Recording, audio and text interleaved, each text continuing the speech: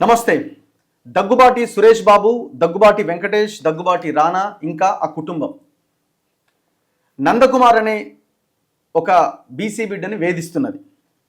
So రకరకాలుగా ప్రయత్నాలు చేస్తున్నారు వాళ్ళు. ఎన్ని ప్రయత్నాలు చేస్తున్నారంటే హైకోర్టుకు వెళ్ళిర్రు, లోయర్ కోర్టుకు రండి అంటే హైకోర్టులో కేసు ఉంది. సో అక్కడ క్వాష్ పిటిషన్ వేసినాం మేము. సో కేసు మొత్తం కొట్టేసే అవకాశం ఉంది. సో కాబట్టి లోయర్ కోర్టుకి మేము రావాల్సిన అవసరం లేదని దాదాపు 15-20 వాయిదాల నుంచి తప్పించుకుంటూ వస్తున్నారు. సో ఇక రేపు వస్తారు, ఎల్లుండి వస్తారు, జడ్జి గారు కూడా వస్తారేమో అని వెయిట్ చేస్తున్నారు. కానీ ఇంతవరకు వాళ్ళు లోయర్ కోర్టుకి కనీసం అటెండ్ కాలే. ఈ సమయంలో వాళ్ళకి పూర్తిగా దారులు మూసుకుపోయినాయి. ఏం జరిగిందంటే నిన్నటి రోజున హైకోర్టులో వాళ్ళు వేసిన క్వాష్ పిటిషన్ డిస్పోజ్ అయిపోయింది, అంటే డిస్మిస్ చేయబడ్డది. అసలు ఎట్లా ఇది క్వాష్ పిటిషన్ని చూపించి లోయర్ కోర్టులో తప్పించుకు తిరుగుతున్నారు. సో ఇప్పుడు ఏకంగా హైకోర్టులో వేసిన క్వాష్ పిటిషన్ కొట్టివేయబడ్డది. అయితే యాక్చువల్గా విషయం ఏంటి అంటే డెక్కన్ కిచెన్ అనే హోటల్ దగ్గుబాటి సురేష్ బాబు వెంకటేష్కి సంబంధించిన భూమి అది. సో ఆ భూమిలో నందకుమార్ హోటల్ నిర్వహిస్తున్నాడు డెక్కన్ కిచెన్ పేరుతోటి. ఇది ఎక్కడ ఉంటుందండి? మోహన్ బాబు ఇంటి పక్కన సివిఆర్ ఛానల్కి ఆపోజిట్లో ఆ టర్నింగ్లో ఉంటుంది. సో ఆయన హోటల్ నిర్వహిస్తున్న క్రమంలో ఆ భూమి మేము అమ్మేస్తాం, ఇక మేము ఉండము అని అంటే నందకుమారే కొనుగోలు చేయడానికి రెడీ అయినటువంటి క్రమంలో ఆయన 3 కోట్ల రూపాయలు సురేష్ బాబుకి ఇచ్చి అగ్రిమెంట్ చేసుకున్నాడు. ఇది అందరూ మనకు తెలిసిందే.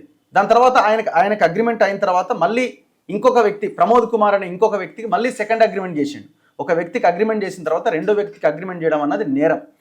పోనీ ఫస్ట్ ఆయనకు అమ్మలేదు, సెకండ్ ఆయనకు అమ్మలేదు, చివరికి ఏం చేసిందంటే ఇద్దరిని మోసం చేసి మూడో వ్యక్తి అయిన తన కొడుకు దగ్గుబాటి రానా ఉన్నాడు కదా, రానాకి సేల్ డీడ్ చేసిండు, రిజిస్ట్రేషన్ చేసిండు. ఇది మనం 100 సార్లు చెప్పినాం. అయితే ప్రమోద్ కుమార్ అనే వ్యక్తి 6 కోట్లు ఇచ్చిండు, నందకుమార్ అనే వ్యక్తి 3 కోట్లు ఇచ్చిండు. 9 కోట్లు దగ్గర పెట్టుకొని ఆ పైసలు మింగుకుంటా ఒకవైపున నందకుమార్ హోటల్ని కూల్చేసిండు. ఎప్పుడు కూల్చేసిండు?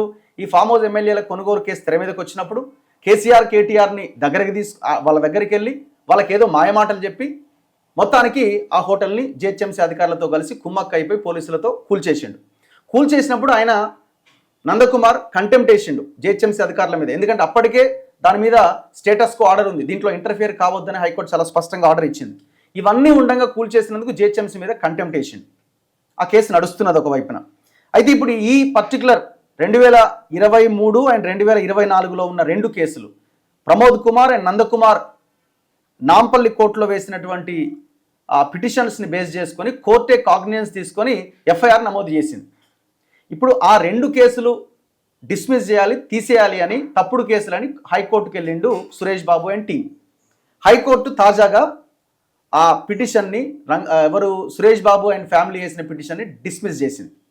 మరి ఇప్పుడు ఇంకా సురేష్ బాబుకి తప్పించుకునే అవకాశాలు మూసుకుపోయినాయి మొత్తానికి. ఇప్పుడు లోయర్ కోర్టులో ఆగస్టు 13వ తేదీన విచారణ ఉన్నది. ఇప్పుడు హాజరు కావాలి.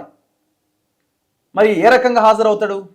కాలయాపన అనమాట. ఏదో రకంగా తప్పించుకోవచ్చు అనే ఒక ఆలోచన. గతంలోనేమో కేటీఆర్ పేరు చెప్పిండు, ఇప్పుడేమో రేవంత్ రెడ్డి పేరు చెప్తున్నాడు. ఇదంతా ఒకవైపున ఉంటే ఇంత డిస్ప్యూట్ ఉంటే ఈ ల్యాండ్లో జిహెచ్ఎంసీ అధికారులు చూడండి, జిహెచ్ఎంసీ అధికారులు అక్కడ బిల్డింగ్ కట్టుకోవచ్చని పర్మిషన్ ఇచ్చారు. ఆల్రెడీ ఇదే జిహెచ్ఎంసీ ఆఫీసర్స్ మీద కంటెంప్ట్ ఉన్నది కోర్టులో, అదే ప్లేస్ మీద ఒకవైపున పర్మిషన్లు ఇచ్చారు ఈ గవర్నమెంట్లో. మరి ఎట్లా పర్మిషన్ వచ్చింది వీళ్ళకి అదే ప్లేస్లో కట్టుకోమని?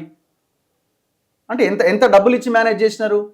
ఎంత మేనేజ్ చేసినా అధికారులకైనా కొంచెమైనా ఉండాలి కదా. ఎవరు జిహెచ్ఎంసీ కమిషనర్ కర్ణనా ఎవరో ఉన్నట్టున్నారు. మరి మీకు ఇది తెలియదా? ఇచ్చిన ఆ టౌన్ ప్లానింగ్ ఆ జిహెచ్ఎంసీ ఆఫీసర్లు ఎవరు అసలు? సో ఇంత ఘోరంగా ఈ కేసు నడుస్తున్నది. మొత్తానికైతే ఆయన తప్పించుకుందాం అనుకుంటున్నాడు. వాళ్ళ పైసలే నీ దగ్గర పెట్టుకున్న 9 కోట్లు దగ్గర ఒక ఆయన దగ్గర 6 కోట్లు, ఒక ఆయన దగ్గర 3 కోట్లు. ఈ కేసు నుంచి తప్పించుకుందాం అనుకుంటున్నాం.